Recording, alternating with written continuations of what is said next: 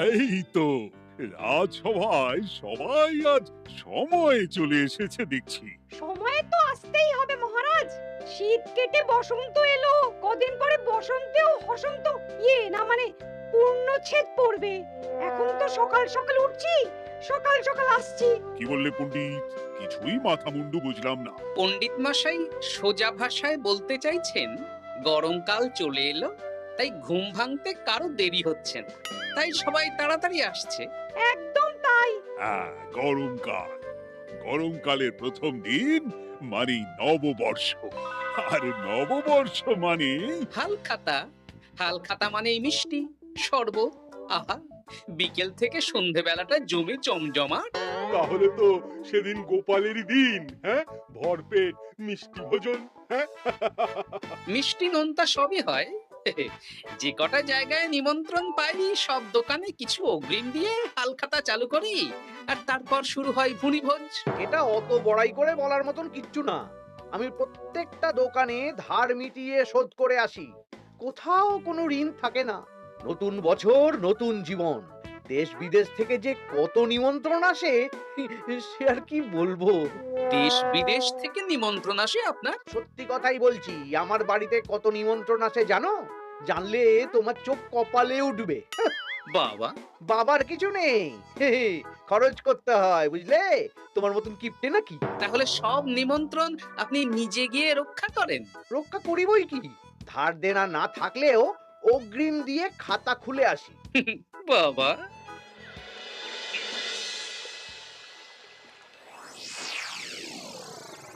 তোদের একটা কাজ করতে হবে। কি কাজ বলে ফেলুন? তোরা উঠতে বসতে গোপালকে জিজ্ঞেস করবি, কি গোপাল, কটা হাল খাতার নিমন্ত্রণ পেলে?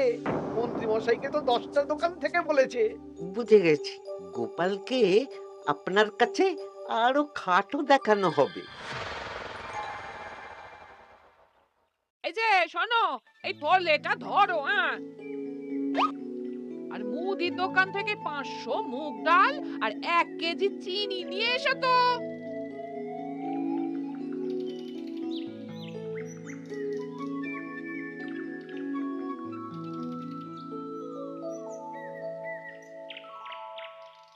আরে গোপাল চন্দ্র যে, তা কোথায় যাওয়া হচ্ছে?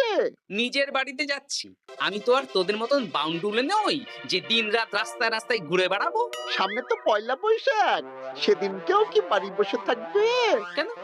সেদিন আমি কোথায় থাকবো না থাকবো সেটা আমার ব্যক্তিগত ব্যাপার। তোদের কি? না না, আমাদের আর কিছুই না। তবে এবার তো মন্ত্রী মশাইয়ের কাছে ইতিমধ্যেই 10টা দোকান থেকে নিমন্ত্রণ পত্র চলে এসেছে।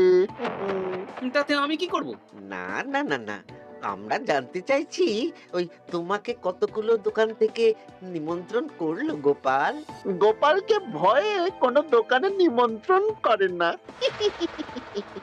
এই, সেসব তোদের বলতে যাবো কেন রে? বলবেই বা কি করে? একে তো কিপ্টে, নিশ্চয়ই হাল খাতায় কোনো অগ্রিম দেয় না, আর মন্ত্রীমশাই অগ্রিম দিয়ে দিয়ে ভরিয়ে দেন। কি জ্বালাতন রে বাবা! জ্বলেছে জ্বলেছে, গোপালের জ্বলেছে।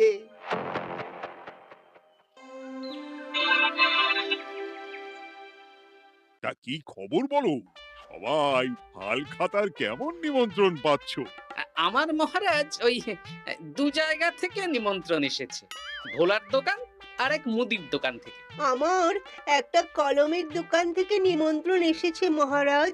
মহারাজ, আমার ওই একটা কামারশালা থেকে নিমন্ত্রণ এসেছে, আর মুদির দোকান থেকে। আর মন্ত্রী, তোমার কি খবর? মহারাজ, আমার আপাতত 17টা নিমন্ত্রণ এসেছে। বেশ বেশ। আমি তো আর গোপালের মতন কিপটে না। গোপালকে লোকজন ভয়ে নিমন্ত্রণ করে না। এই এই এই, তোমরা ঝগড়া করো না। আমি যেটা বলছি সেটা শোনো। পয়লা বৈশাখের দিন দুপুরবেলা রাজবাড়িতে তোমাদের সবার নিমন্ত্রণ রইল। সেদিন দুপুরে একটু খাওয়া দাওয়া হবে। বাহ, তাহলে তো বাংলা নববর্ষের প্রথম দিনটা জমে যাবে। একদম। কিন্তু সন্ধেবেলাটা জমবে না, কেন? আপনি এমন কেন বলছেন মন্ত্রী মশাই? কারণ এই হাল খাতায় তোমাকে কজন আর নিমন্ত্রণ করবে বলো? যতজনই করুন না কেন, আমি অগ্রিম দিয়েই আসি। সে তুমি পেটুক বলেই যাও, কিন্তু এবারে তোমার থেকে আমি অনেক বেশি নিমন্ত্রণ পাবো। আবার শুরু হতে চলেছে। এই তোমরা থামো। পণ্ডিত, নববর্ষের দিন রাজবাড়িতে পুজো হবে।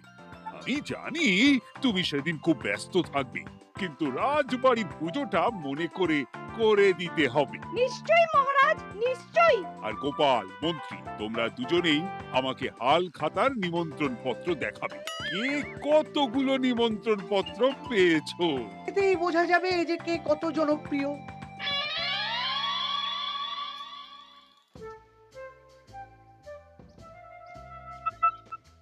কি গো, তুমি সেই তখন থেকে পায়চারি করছো, খাবারটা তো জল হয়ে গেল গো। গিন্নি, আমাকে কিছু একটা করতেই হবে বুঝলে। মন্ত্রী মশাই দিন রাত আমার পিছনে লেগে আছে। আরে কি হয়েছেটা কি?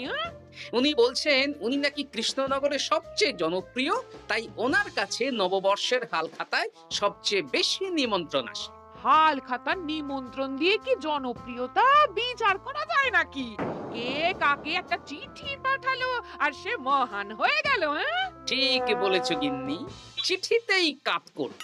দিন রাত উঠতে বসতে কথা শোনানো, আমি দেখাবো মজা। এই বলি, তুমি কি করবে? এবার খেলা জমবে, মজা হবে।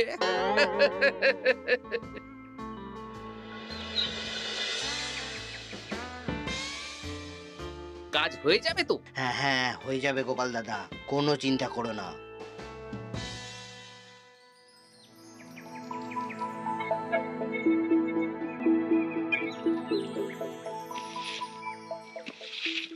ও দিদা, আমরা তো তখন থেকে ঠাই এখানে দাঁড়িয়ে আছি। দাদু কোথায় গো? তোদের দাদু আসছে আসছে, বলি এক্ষুনি চলে আসবে। হ্যাঁ, এই তো চলে এসেছি। বলো দাদু, এত সকাল সকাল তুমি আমাদের ডাকলে? এই নে, এই নিমন্ত্রণ পত্রগুলো মন্ত্রীকে দিয়ে আয়, আর বলবি যেমন বলছি তেমন কর, কোনো বাড়তি কথা বলবি না। মন্ত্রী মশাই আমাকে অনেক অপমান করার চেষ্টা করেছে, এবার আমিও মজা দেখাচ্ছি। হ্যাঁ, ঠিক আছে দাদু, তুমি যেমন বলছো আমরা তেমনই করছি। চল তাহলে মন্ত্রী মশাইয়ের বাড়ির দিকে যাই।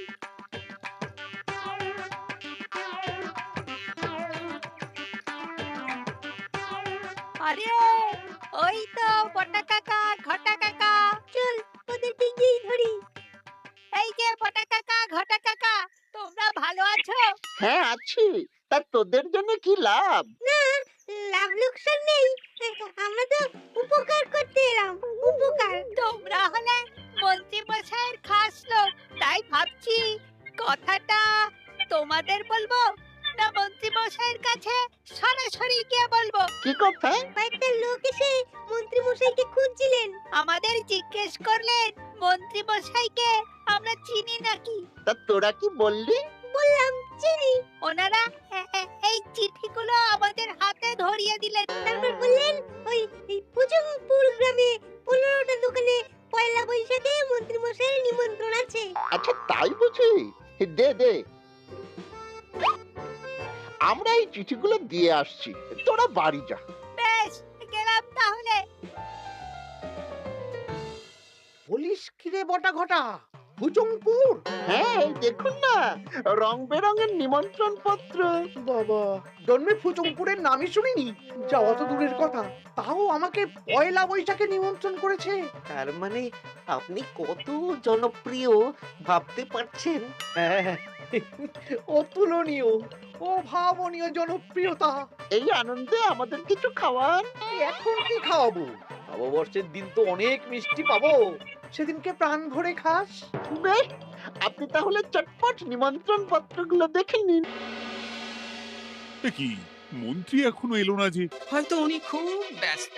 যাই হোক, শোনো গোপাল, তোমাদের তো আগেই বলেছি এবছর রাজবাড়িতেও নববর্ষের দিন লক্ষ্মী গণেশ পুজো হবে। হ্যাঁ মহারাজ, তা তো বলেছেন। তা তোমাকে একটা দায়িত্ব দিতে চাই। বলুন মহারাজ, কি দায়িত্ব? তুমি মৃৎশিল্পী ভাইয়ের সাথে দেখা করে একবার খোঁজ নিয়ে আসবে প্রতিমা বানানোর কাজ কত দূর হলো। আচ্ছা মহারাজ, এ আর এমন